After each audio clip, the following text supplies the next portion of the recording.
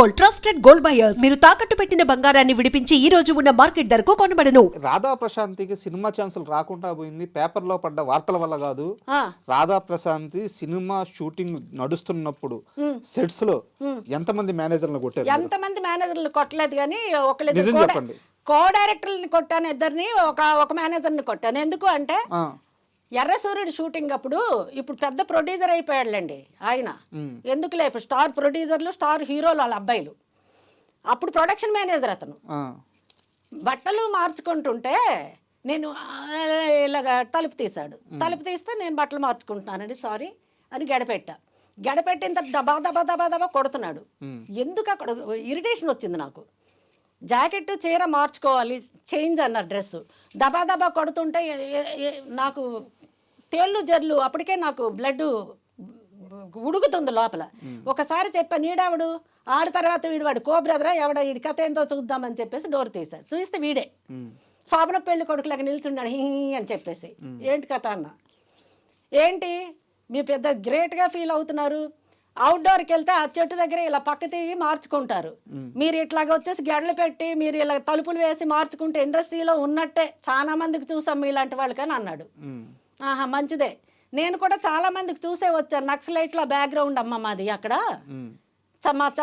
నేను నాతో చదువుకున్న వాళ్ళందరూ అక్కడ ఇదిగో న్యాయం జరక్క అందమ్మడి వెళ్ళిపోయారు, నేను పొరపాటుని ఇటు వచ్చాను. అర్థమైంది కదా.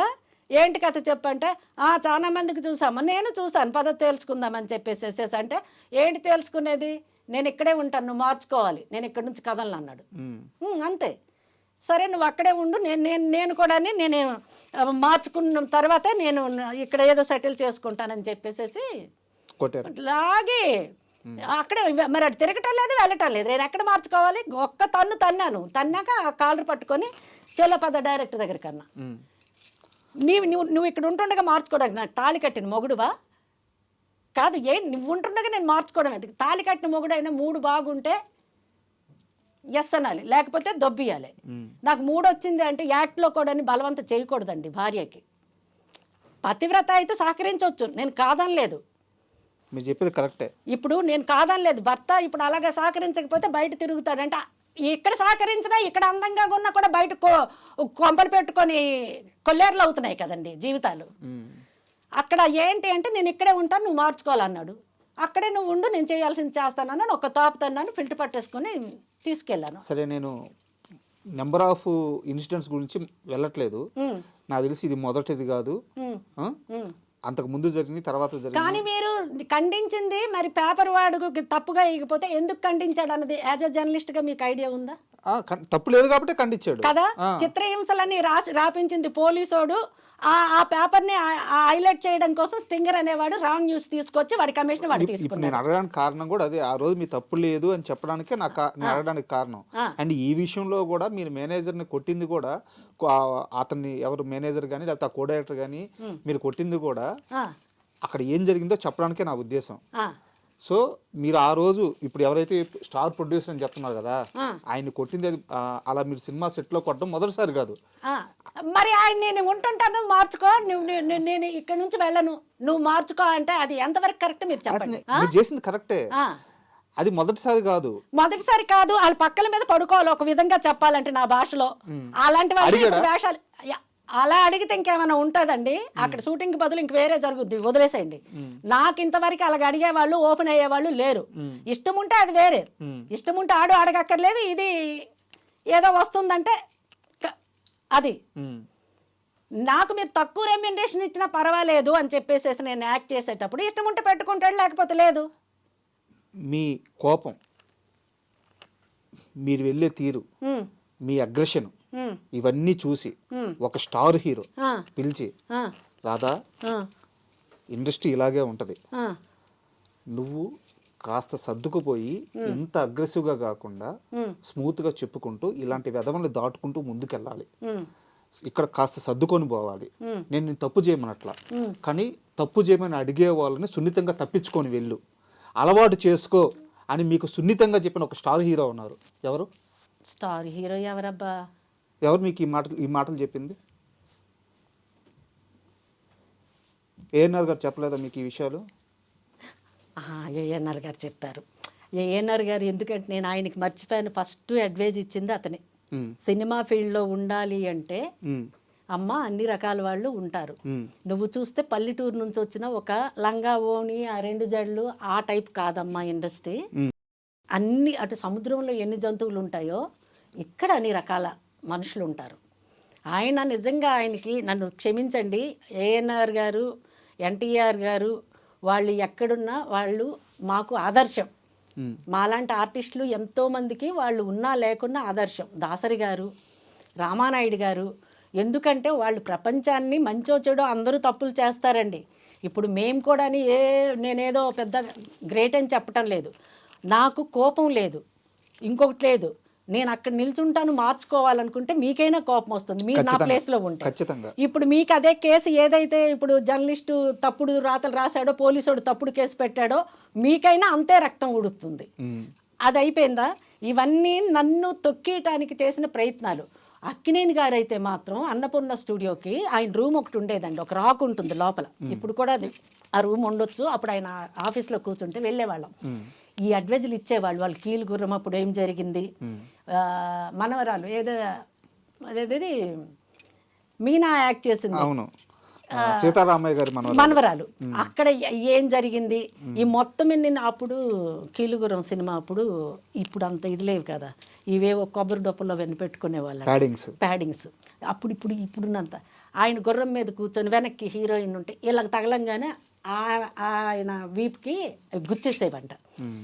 అదంతా షూటింగ్ అయ్యేటప్పటికి వీపు చూస్తే మొత్తము కమిలిపోయి ఉంటుందంట అతనిది. ఇవన్నీ నాతో చర్చించి ఆయన ఏమన్నారంటే, చూడమ్మా సార్, ఎవరికైనా మీరు పెద్దవాళ్ళు మీరు రికమెండ్ చేస్తే తీసుకుంటారు సార్, ప్లీజ్ సార్, మేము ఇండస్ట్రీకి నమ్ముకొని వచ్చిన వాళ్ళం, స్టేజ్ ప్రోగ్రామ్స్ చేసుకుంటూ వచ్చాను సార్ నేను, మీరు ఒక్క పిక్చర్కి, ఎందుకంటే ఆయన నేను 2-3 ప్రోగ్రామ్స్కి చీఫ్ గెస్ట్లుగా, ఆయన చీఫ్ గెస్ట్, నేను కూడా కొత్తగా వచ్చాను ఏదో సెలబ్రిటీ అని, వంశీ రామరాజు గారని ఆయన చేసే ప్రోగ్రామ్స్లో దాసరి గారికి, నాకు, సి నారాయణ రెడ్డి గారికి, అక్కినేని గారికి కొన్ని ప్రోగ్రామ్స్కి ఇన్వైట్ చేస్తే నేను వెళ్ళేదాన్ని. అక్కినేని గారికి అలా పరిచయం, కొంచెం దగ్గరయ్యాం. దగ్గర అంటే ఏంటి, మాట్లాడేదానికి కొంచెం చనువు. అప్పుడు అనమాట, సార్ ఎప్పుడు ఉంటారో తెలుసుకొని వాళ్ళ మేనేజర్కి ఫోన్ చేసి ఇక్కడ వెళ్ళి, మాణిక్యరావు అని ఒక అతను ఉండేవాడు ఎక్కడ మన అన్నపూర్ణ స్టూడియోలో మేనేజరు, వాళ్ళకో వీళ్ళకి వచ్చేసి సార్ ఉన్నారంటే కారు వేసుకొని వెళ్ళిపోవటం. ఇతను నాకు ఇచ్చిన సలహా ఏంటంటే, చూడమ్మా మా మనవరాలు సుప్రియ ఉంది, మాకు ఓన్ స్టూడియో ఉంది, వాళ్ళ మేనమామ కూడా టాప్ హీరో, నేను వాళ్ళ తాతను, మరి నేను కొన్ని సినిమాలు చేశాను, మరి మా మనవరాలకి మేము ఎందుకు ఇండస్ట్రీలో నెంబర్ 1 హీరోయిన్గా చేయలేకపోయాము? కొన్ని ఉంటాయి మాకు, మేము స్టూడియోలు ఉన్న సముద్రం చూడటానికి పెద్దగా ఉంది, తాగడానికి నీళ్లు పనికిరావన్నట్టు కొన్ని చెప్పుకున్నవి, కొన్ని చెప్పుకోలేనివి. ఇండస్ట్రీలో కంపల్సరీ అది ఉండాలి, కమిట్మెంట్. అదే ఇప్పుడున్న భాషలో అది లేదు, అది కాదు అనేటప్పుడు, ఒకవేళ ఎవరైనా ఇలాగా పొరపాటున అందరూ నిన్ను ఇలాగా మనకి సోపు పెట్టి తోమి పామి అడిగే వాళ్ళు ఉండరమ్మా, వాళ్ళకి మేము ఇది ఇస్తాం, మాకు ఇది కావాలి అంతే, కండిషనల్గా ఉంటారు. అప్పుడు మీరు ఏం చేయాలి అంటే, ఓకే ఇష్టం లేదు, మొహం నేను చుట్లించుకుని ఇలా ఉండేదాన్ని, తెలీదు, ఇలా ఉండకూడదు, okay sir, thank you sir, okay sir, తప్పకుండా చూద్దాం సార్, సెకండ్ నీకు ఇష్టం ఉండదు, కష్టంగానే ఉంటుంది.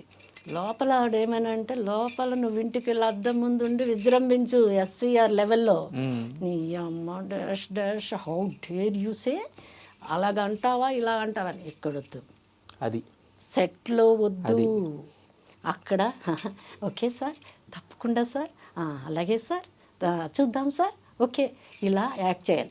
నువ్వు స్క్రీన్ మీద యాక్ట్ చేయడం కాదమ్మా, నిజ జీవితంలో యాక్ట్ చేయటం నేర్చుకో. ఇప్పుడు దాకా నేను అడిగిన ప్రశ్నలకు కారణం కూడా అదే, ఎక్కడా రాధా ప్రశాంతి తప్పు చేయలేదు, తప్పు జరుగుతున్నప్పుడు ఖండించకుండా బయటికి రాలేదు.